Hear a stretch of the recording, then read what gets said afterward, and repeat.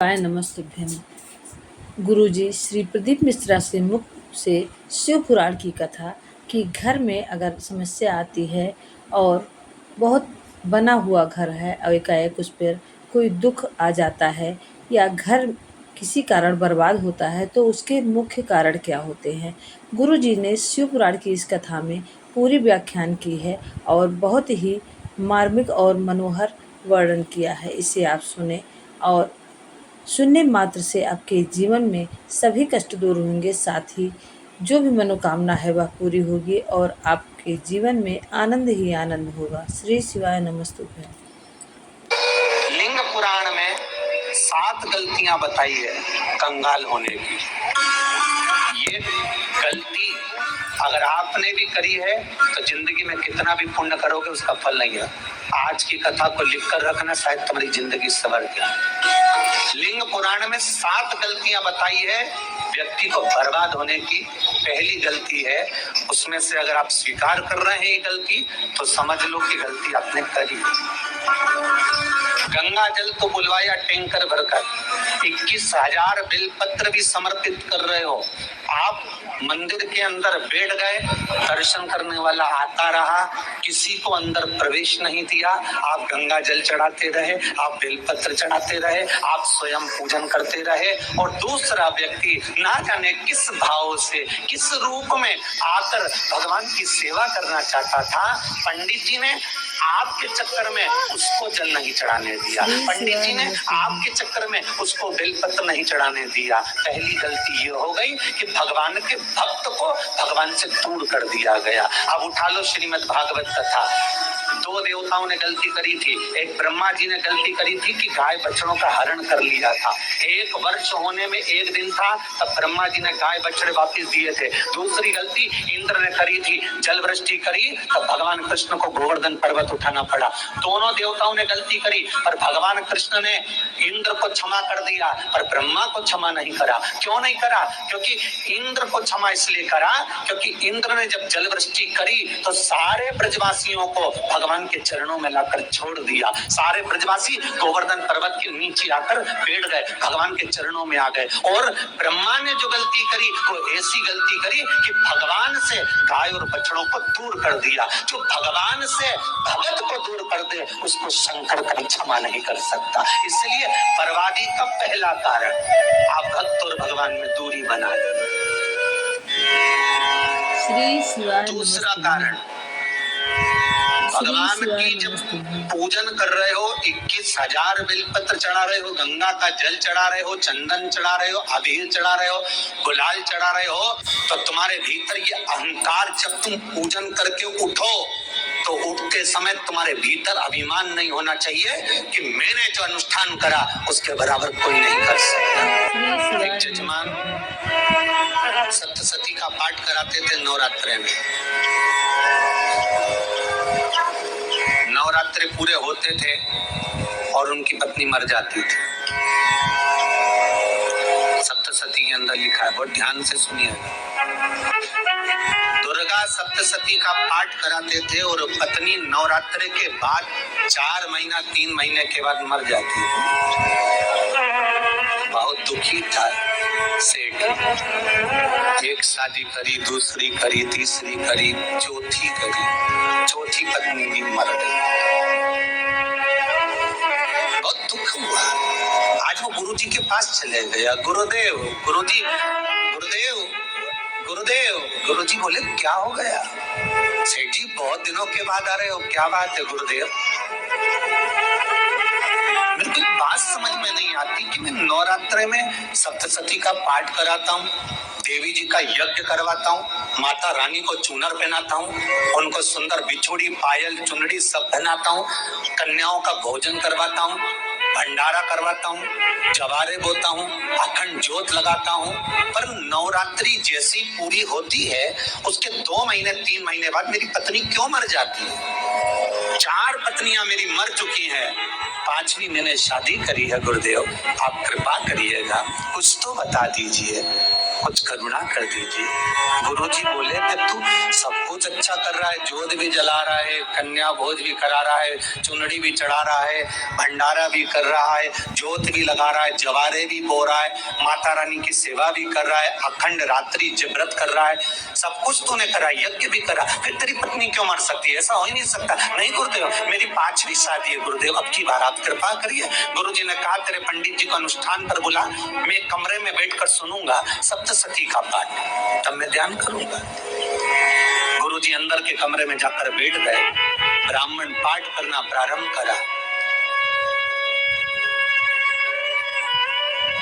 और ब्राह्मण ने पाठ करना प्रारंभ करा। उसमें एक शब्द आ गया, भार्यन्तु वक्षन्तु, भार्यन्तु वक्षन्तु।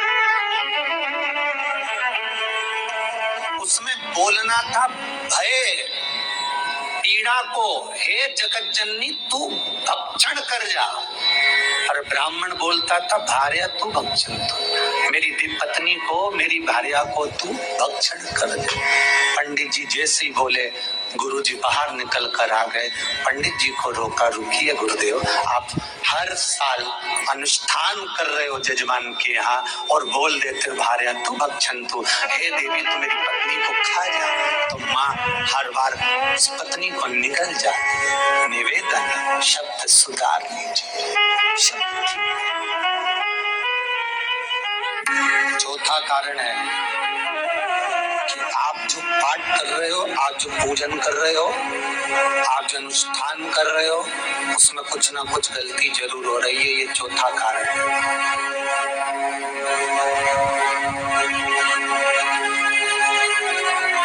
एक बार पूरे घर के लोगों को बिठाओ, अपने घर के लोगों को, मम्मी से पूछना, मम्मी तुम कौन कौन सा पाठ करती हो? एक बार मम्मी से पूछ, फिर एक बार पापा से पूछना, पापा आप कौन कौन सा पाठ करते हो सुबह? फिर बहू से पूछना, भाभी आप कौन कौन सा पाठ करती हो? फिर छोटी दुल्हन से पूछना, छोटी दुल्हन तुम कौन कौन सा पाठ करती हो? भैया आप कौन कौन सा पाठ करते हो? आप कौन कौन सा पाठ करते हो? पूछना। जब घर के अंदर बड़ी बहू अलग तरह का पाठ कर रही है, छोटी बहू अलग तरह का पाठ कर रही है, मंजली बहू अलग तरह का पाठ कर रही है, माँ अलग तरह का पाठ कर रही है, पति अलग तरह का पाठ कर रहा है, तो उसका जो प्रभाव है, कौन सी चीज कहाँ टकरा रही है, जिसके कारण घर में रोग इतना है कि कोई सही होने वाला ही नहीं। अब तुम कहोगे सीवर वाले गुरुजी ने उपाय बताया, हमने बहुत करा, पर सही क्यों? तो सही क्यों नहीं हो रहा है? उसका कारण है या तो बड़ी बहू जो पाठ कर रही है, या सास जो पाठ कर रही है, जो पति जो पाठ कर रहा है, नाते जो भी उस घर के अंदर रहकर जो पाठ अर्चना कर रहा है, उसमें जरूर कुछ न कुछ ऐसा हो रहा है जिसके कारण वो काम नहीं कर पा रहे। उसमें कुछ ना कुछ गलती हो रही है जिसको तुम समझ नहीं पा रहे, जिसको तुम अपने आप को बहुत विचार करते हो कि मेरे बराबर कोई नहीं कर सकता, मैं शंकर की भगत, मैं राम की भगत, मैं कृष्ण की भगत, मैं जो करती हूँ बहुत अच्छा करती हूँ, मैंने जो किया बहुत अच्छा करा, और हो सकता है उसी कारण आपको दुख झेलना पड़ रहा है। श्री शिवाय नमस्तुभ्यम, श्री शिवाय नमस्तुभ्यम का जप आप 24 घंटे में 11 बार अवश्य करें। सप्तशती का पाठ कराते थे नवरात्रे में। नवरात्रे पूरे होते थे और उनकी पत्नी मर जाती थी। सप्तशती के अंदर लिखा है, बहुत ध्यान से सुनिए। दुर्गा सप्तशती का पाठ कराते थे और पत्नी नवरात्रे के बाद 4 महीना 3 महीने के बाद मर जाती थी। बहुत दुखी था सेठ। एक शादी करी, दूसरी करी, तीसरी करी, चौथी करी, चौथी पत्नी भी मर गई। बहुत दुख हुआ। आज वो गुरुजी के पास चले गया, गुरुदेव, गुरुजी, गुरुदेव, गुरुदेव। गुरुजी बोले क्या हो गया? सेठ जी बहुत दिनों के बाद आ रहे हो, क्या बात है गुरुदेव?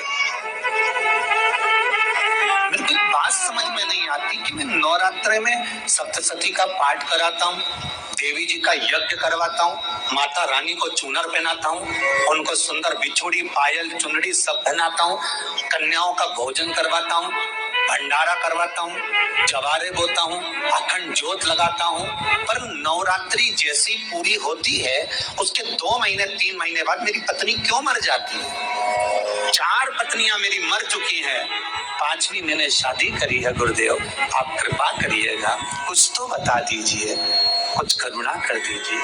गुरुजी बोले कि तू सब कुछ अच्छा कर रहा है, जोत भी जला रहा है, कन्या भोज भी करा रहा है, चुनरी भी चढ़ा रहा है, भंडारा भी कर रहा है, जोत भी लगा रहा है, जवारे भी बो रहा है, माता रानी की सेवा भी कर रहा है, अखंड रात्रि व्रत कर रहा है, सब कुछ तूने करा, यज्ञ भी करा, फिर तेरी पत्नी क्यों मर सकती है? ऐसा हो ही नहीं सकता। नहीं गुरुदेव, मेरी 5वीं शादी है गुरुदेव, अब की बार आप कृपा करिए। गुरुजी ने कहा तेरे पंडित जी को अनुष्ठान पर बुला, मैं कमरे में बैठकर सुनूंगा सप्तशती का पाठ, तब मैं ध्यान करूंगा। गुरुजी अंदर के कमरे में जाकर बैठ गए, ब्राह्मण पाठ करना प्रारंभ करा और ब्राह्मण ने पाठ करना प्रारंभ करा, उसमें एक शब्द आ गया, भार्यन्तु भक्षन्तु, भार्यन्तु भक्षन्तु। उसमें बोलना था भय पीड़ा को, हे जगत जननी तू भक्षण कर जा, और ब्राह्मण बोलता था भार्या तू भक्षण, तू मेरी पत्नी को, मेरी भार्या को तू भक्षण कर दे। पंडित जी जैसे ही बोले, गुरुजी बाहर निकल कर आ गए, पंडित जी को रोका, रुकिए गुरुदेव, आप हर साल अनुष्ठान कर रहे हो जजमान के यहाँ और बोल देते भार्या तू भक्षण तू, हे देवी तू मेरी पत्नी को खा जा, तो माँ हर बार उस पत्नी को निकल जा, निवेदन शब्द सुधार लीजिए, शब्द। चौथा कारण है कि आप जो पाठ कर रहे हो, आप जो पूजन कर रहे हो, आप जो अनुष्ठान कर रहे हो, उसमें कुछ ना कुछ गलती जरूर हो रही है, ये चौथा कारण है।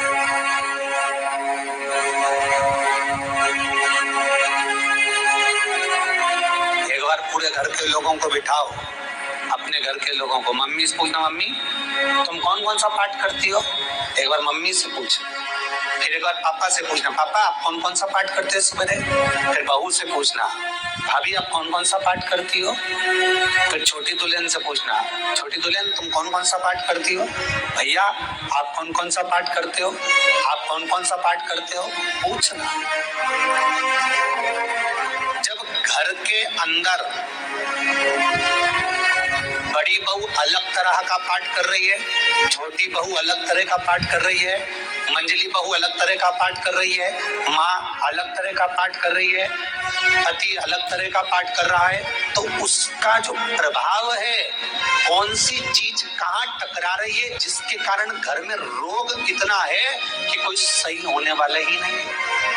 अब तुम कहोगे सीवर वाले गुरुजी ने उपाय बताया, हमने बहुत करा, पर सही क्यों? तो सही क्यों नहीं हो रहा है? उसका कारण है या तो बड़ी बहू जो पाठ कर रही है, या सास जो पाठ कर रही है, जो पति जो पाठ कर रहा है, नाते जो भी उस घर के अंदर रहकर जो पाठ अर्चना कर रहा है, उसमें जरूर कुछ न कुछ ऐसा हो रहा है जिसके कारण वो काम नहीं कर पा रहे, उसमें कुछ ना कुछ गलती हो रही है जिसको तुम समझ नहीं पा रहे, जिसको तुम अपने आप को बहुत विचार करते हो कि मेरे बराबर कोई नहीं कर सकता, मैं शंकर की भगत, मैं राम की भगत, मैं कृष्ण की भगत, मैं जो करती हूँ बहुत अच्छा करती हूँ, मैंने जो किया बहुत अच्छा करा, और हो सकता है उसी कारण आपको दुख झेलना श्री शिवाय नमस्तुभ्यं। हम पूजा पाठ करते हैं, उसके बाद भी हमें दुख प्राप्त होता है, तो हमारे मन में ऐसे प्रश्न आते हैं कि ऐसा क्यों हो रहा है? हम पूजा पाठ भी कर रहे हैं, लेकिन हमें जो है हमारे घर में आर्थिक तंगी क्यों है, परेशानियां क्यों आ रही हैं? हम भक्ति भाव से भगवान का जो है भजन कर रहे हैं, आस्था कर रहे हैं, फिर भी और नियम उपाय कर रहे हैं, फिर भी ऐसा क्यों होता है?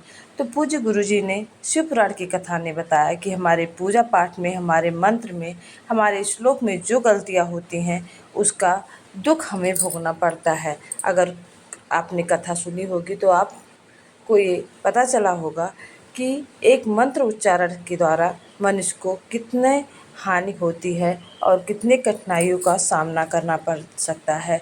तो अगर पूजा पाठ आप करते हैं तो नियम को अवश्य ही जानें।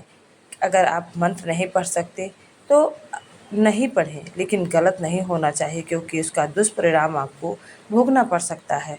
तो छोटा सा वीडियो आपको अच्छा लगा हो तो प्लीज़ चैनल को सब्सक्राइब कीजिएगा और पूजा पाठ करते हुए नियम का ज़रूर ख्याल रखें।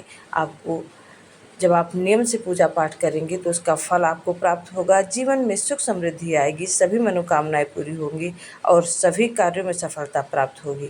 तो इस तरह से अगर आपके जीवन में कष्ट हैं, परेशानियां हैं, तो आप शिव पुराण की कथा अवश्य ही सुने।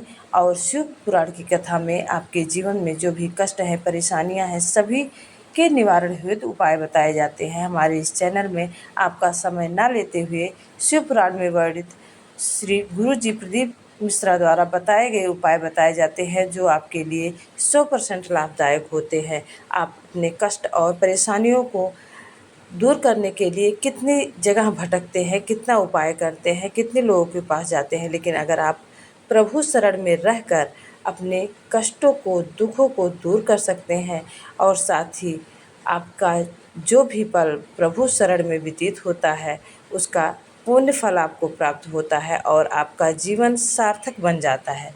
तो प्लीज़ आप सभी मनुष्य होकर भी अगर शिव पुराण की कथा का रसपान नहीं करते तो आपको जीवन का मूल ही नहीं पता होता। तो भक्ति रस से हमारे चैनल एसपी भक्ति रस से बने रहें और शिव पुराण की कथा को सुनते रहें, अपने जीवन को सार्थक बनाते रहें और जो भी जीवन में कष्ट और परेशानियां हों उसे दूर करते रहें। श्री शिवाय नमस्तुभ्यं का जप करते रहें।